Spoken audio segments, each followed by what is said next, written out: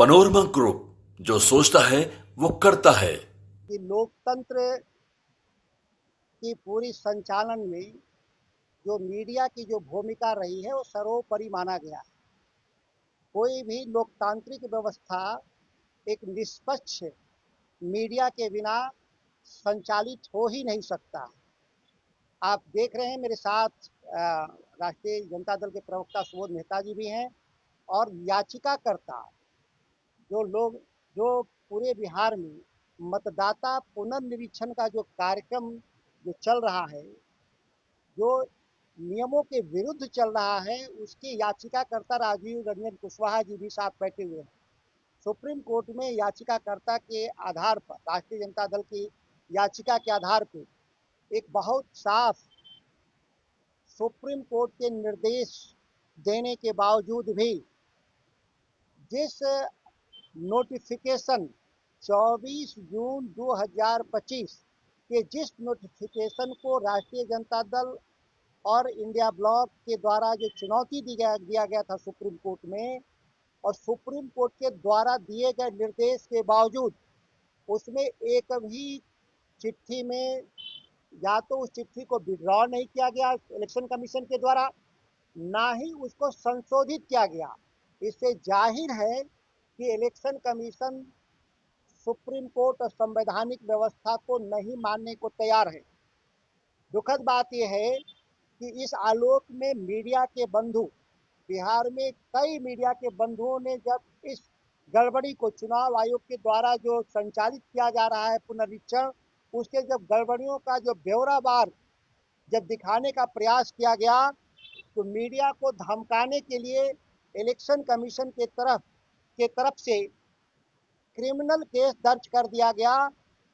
जो हम लोगों का आरोप था कि इस देश में आपातकाल के तरफ बढ़ रहा है, उसमें इलेक्शन कमीशन भी एक सहभागी के तौर पे साफ दिखाई दे रहा है। आप देखेंगे कि सुप्रीम कोर्ट ने जो कहा था कि जो पुनर्निरीक्षण होगा, उस पुनर्निरीक्षण में आधार कार्ड जैसे जो मूलभूत दस्तावेज हैं या राशन कार्ड जैसे जो मूलभूत दस्तावेज हैं, इसको भी कंसीडर करने की बात कहा था सुप्रीम कोर्ट ने।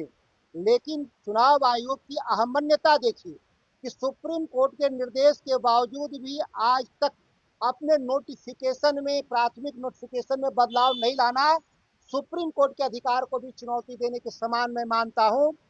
और मीडिया ने जब इस बात को हाईलाइट करने का प्रयास किया बिहार के संदर्भ में, तो मीडिया को धमकाने के लिए कई पत्रकार बंधुओं पर चुनाव इलेक्शन कमीशन के द्वारा एफआईआर दर्ज कर दिया जाता है। इससे ज्यादा हास्यास्पद स्थिति नहीं पैदा हो सकता। जब देश का संविधान बन रहा था 1950 में, जब बहस चल रहा था, जब संविधान को हम एडॉप्ट करने वाले थे, तो संविधान बहस के समय भाजपा के पूर्ववर्ती हिंदू महासभा के द्वारा बहस चलाया जा रहा था इस देश में कि सभी को मताधिकार नहीं दिया जाना चाहिए। हिंदू महासभा, आरएसएस और बीजेपी का यह मानना था कि देश में या तो पढ़े लिखे लोग को मतदान का अधिकार मिलना चाहिए, या जो जमीन जिनके पास है उन्हीं को मतदान का अधिकार मिलना चाहिए। लेकिन संविधान के जो हमारे विशेषज्ञ और संविधान निर्माताओं ने सारे तर्क को समाप्त करके 1950 के लोक प्रतिनिधित्व अधिनियम में साफ शब्दों में कहा कि सभी वयस्क लोग देश के मताधिकार मिलेंगे। जब देश का संविधान सभी वयस्क को मताधिकार का अधिकार देता है, तो इस आधार पर किन नियमों के जरिए चुनाव आयोग नए नियम तय करने का प्रयास कर रहा है। जो दस्तावेज, जो 11 जो मूलभूत दस्तावेज मांगे जा रहे हैं, उसमें निवास प्रमाण पत्र की मांग या उम्र प्रमाण पत्र की मांग, यह दो ऐसी जो मांग है।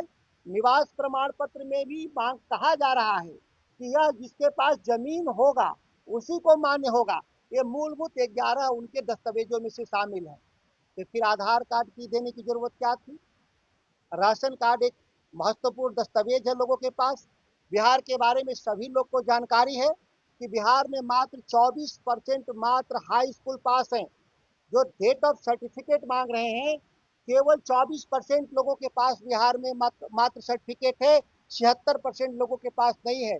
और या तो दूसरा जो जमीन का मांग रहे हैं कागज, बिहार में 40% लोग अभी भी आबादी भूमिहीन है, जिनके नाम से कोई जमीन नहीं।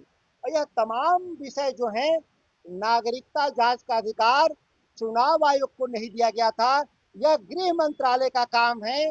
गृह मंत्रालय ने सीए और एनआरसी जो कानून बनाया था भारत सरकार ने, उसको चुनाव आयोग के जरिए एक गलत तरीके से इसको लागू करने का जो षड्यंत्र है भाजपा का, जो चुनाव आयोग के कंधे पर बंदूक रख करके बिहार के गरीब लोगों को, कौन लोग बाहर बसे हुए हैं, जो लोग गरीब हैं, जो रोजी रोटी की तलाश में दूसरे राज्यों में पलायन किए हैं, जिनका मूल गांव उनका बिहार है, उनको सब्सिडी मिलता है वहां से।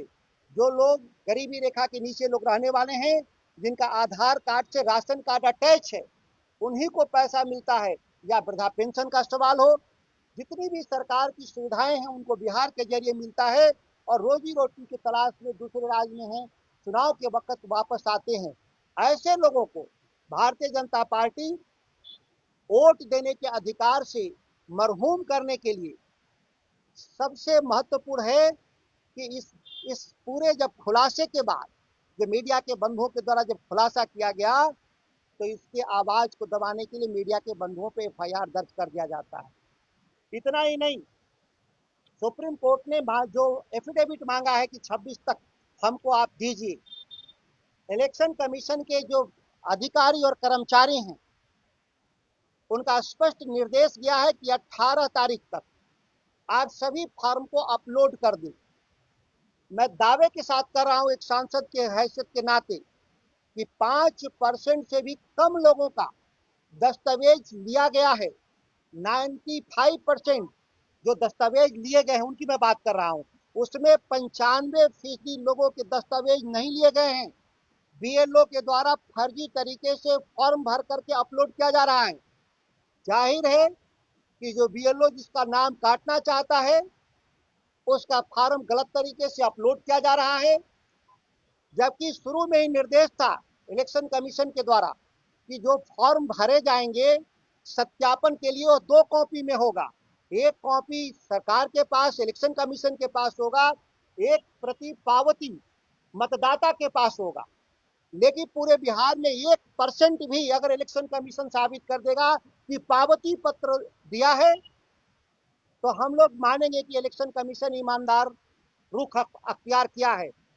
मेरी जानकारी में, और ये जानकारी को मैं एफिडेविट के तौर पे कह रहा हूँ, दावे के साथ कर रहा हूँ कि बिहार के 1% मतदाताओं को भी पावती पत्र नहीं जारी किया गया। कल के दिन इलेक्शन कमीशन के अधिकारी जो अपलोड किए गए डेटा में अगर छेड़छाड़ के जरिए जिसको चाहे मन मर्जी से मतदाता सूची से बाहर करने का जो षड्यंत्र किया है, हम लोग माननीय सुप्रीम कोर्ट से भी मांग करते हैं कि सभी जो अपलोड किए गए हैं मतदाता पुनरीक्षण के डेटा, उसको पब्लिक डोमेन में उसको डिस्प्ले किया जाए, डैशबोर्ड पे डिस्प्ले किया जाए, जिससे मतदाता अपने अधिकार सुनिश्चित कर सकें, और सुनिश्चित कर सकें कि जो आंकड़े जो हमारे दिए गए हैं, जो साक्ष्य दिए गए हैं, वो सही तरीके से अपलोड है कि नहीं। समय रहते ही चैलेंज कर करके इस काम को पूरा किया जाए। सवाल ये होता है कि 2003 में जब मतदाता पुनरीक्षण, विशेष मतदाता पुनरीक्षण हुआ, तो 2003 के बाद 2005 से 20 साल तक लगातार भाजपा और जदयू बिहार में सरकार चलाने का काम की है। तो क्या ये भाजपा जदयू के लोग मनमाने तरीके से फर्जी मतदाताओं को नाम जोड़ने का काम किया था? अगर यह बात सही है, तो क्या अभी तक 20 साल में हुए इलेक्शन को इलेक्शन कमीशन गलत साबित करेगा? अगर नहीं गलत साबित करेगा इलेक्शन को, तो जाहिर है कि वो जब चुनाव हारता हुआ अपने को देखा उन लोगों ने, एनडीए की जो डबल इंजन की जो सरकार बिहार में चुनाव हारते हुए देखा, तो उस इलेक्शन को महाराष्ट्र की तर्ज पर, ख्याल कर लीजिए महाराष्ट्र की तर्ज पर, इसको मैनेज करने के लिए यहाँ पे जेन्युइन मतदाताओं को नाम बाहर करने का जो षड्यंत्र रचा गया, क्योंकि महाराष्ट्र में इन लोगों ने 8% नया मतदाता जोड़े, जो कानून विरुद्ध था। इससे बचने के लिए नए रास्ते अख्तियार किए गए और ये षड्यंत्र पूर्वक मतदाताओं का नाम बाहर करने का काम जो इन्होंने तैयार किया है, इलेक्शन कमीशन के ही द्वारा मीडिया के बंधु आज सुबह से नहीं, शायद कल से ही पूरा सुर्खियों में छाया हुआ है। टॉप जो जर्नलिस्ट हैं, जो टॉप जो मीडिया के लोग हैं, कल से चुनाव आयोग के सूत्रों के हवाले से, चुनाव आयोग के हवाले से नहीं, चुनाव आयोग के सूत्रों के हवाले से खबर चलाई जा रही है कि बिहार में 35 लाख मतदाताओं की का नाम मतदाता सूची से बाहर कर दिया गया। इसके ठोस आधार क्या है?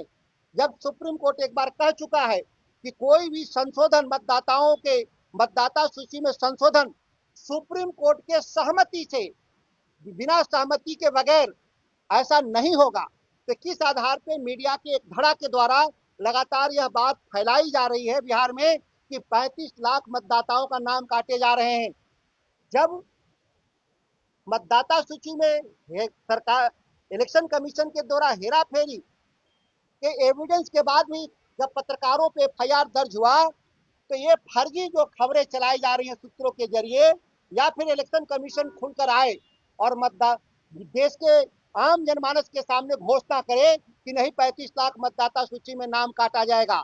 जब तक ऐसा नहीं हुआ, वैसे अफवाह फैलाने वाले मीडिया प्रतिष्ठान, वैसे लोगों पे इलेक्शन कमीशन कौन सी कार्रवाई करना चाहेगा, यह बिहार की जनता इसको जानना चाहती है। लोकसभा का सत्र 21 जुलाई से है और 21 जुलाई को पहले ही दिन इस मामले को बिहार के तरफ से राष्ट्रीय जनता दल महागठबंधन के सांसद सामूहिक रूप से इस मामले को उठाएंगे। क्या इस देश में जनतंत्र चलेगा या जनतंत्र को जोक तंत्र में जो बदलने का जो भाजपा और आरएसएस का षड्यंत्र है, जो चुनाव आयोग के कंधे पर बंदूक रख के चलाने का जो प्रयास है, इसका पुरजोर विरोध करते हैं। सांसद के तौर पे भी, एक जनप्रतिनिधि के तौर पे भी, एक मतदाता के तौर पे भी, वयस्क मतदाता के तौर पर भी, और महागठबंधन के तरफ से भी इस मामले में अब भी मैं सुप्रीम कोर्ट से अपील करता हूं कि इस मामले की गंभीरता को देखें और जो अफवाह फैलाने वाले लोग हैं और जो सुप्रीम कोर्ट के निर्देश को नहीं मानने वाले इलेक्शन कमीशन के हैं, ऐसे अधिकारियों पर दंडात्मक कार्रवाई सुनिश्चित करने का काम करेंगे।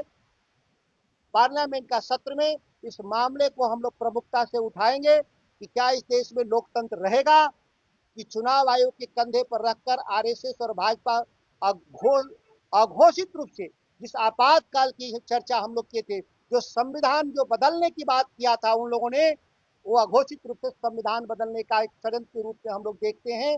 यह बात मीडिया के सामने प्रेस कॉन्फ्रेंस के जरिए राष्ट्रीय जनता दल के तरफ से एक सांसद के तौर पे इस बात को आज हमने रखने का कार्य किया है। इस मामले में कोई भी अगर सवाल आपका अलग से भी होगा तो इसका हम लोग जवाब देंगे। निश्चित तौर पे माननीय सुप्रीम कोर्ट में राष्ट्रीय जनता दल की तरफ से जो हम लोगों ने जो अपील दायर किया था और सुप्रीम कोर्ट का ऑब्जर्वेशन था कि आधार कार्ड और राशन कार्ड को भी मान्यता दिया जाए, फिर भी इलेक्शन कमीशन के जो गाइडलाइन है, सुप्रीम कोर्ट के निर्देश के बाद भी गाइडलाइन में अभी तक संशोधन नहीं होना सुप्रीम कोर्ट की हम लोग अवमानना मानते हैं और इसीलिए इस विषय को पार्लियामेंट के समक्ष एक विशेष बहस के लिए हम लोग लाएंगे कि देश संविधान से चलेगा कि यह देश आरएसएस और भाजपा के घोषणा पत्र के हिसाब से चलेगा। पप्पू यादव कह रहे हैं कि राहुल गांधी के नेतृत्व में बिहार में यह दूसरा मसला है। आज जो महत्वपूर्ण जो घटना है, इसके बारे में जो विषय है, जो लोकतंत्र रहेगा कि नहीं, देश में चुनाव प्रणाली ठीक से काम करेगी कि नहीं, यह बहुत गंभीर मसला है। यह इंडिया गठबंधन और नेतृत्व का मसला हम लोग बाद के किसी सत्र में इसको डिस्कस कर लेंगे।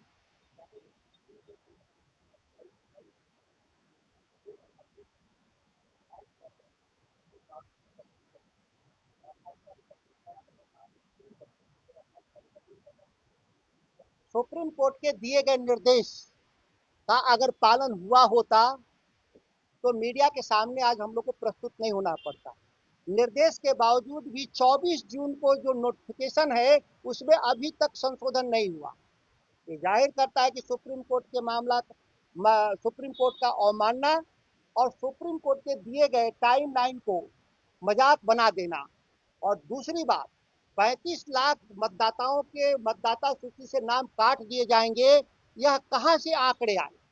अगर मीडिया ने कहा कि सूत्रों के हवाले से, तो सूत्र कौन है उनका? मीडिया के। और एक नहीं, दर्जनों पोर्टल्स, दर्जनों अखबार के चैनल्स इस बात को चला रहे हैं, प्रिंट मीडिया के। तो सूत्र कौन है? क्या लोकतंत्र सूत्रों से चलेगा? 35 लाख मतदाताओं की मतों की हत्या कर देना, जहां एक एक वोट से फैसला हुआ है, एक एक वोट से सरकारें बनी हैं, एक वोट से सरकारें गिरी हैं, एमएलए हारे हैं, एमपी जीते हैं। वैसे में 35 लाख वोट एक बड़ा वोट होता है। जब आरएसएस और बीजेपी नहीं, जब महाराष्ट्र के मॉडल पे वोट का संख्या नहीं बढ़ा पाए, फर्जी मतदाता नहीं जोड़ पाए, तो जानबूझ करके अपने विरोधी मतदाताओं का नाम, इसको आप कह सकते हैं कि गर्दन काटने के बराबर किया जा रहा है, ये षड्यंत्र किया जा रहा है। ये सुप्रीम कोर्ट की अवमानना है, सीधे मैं मानता हूं।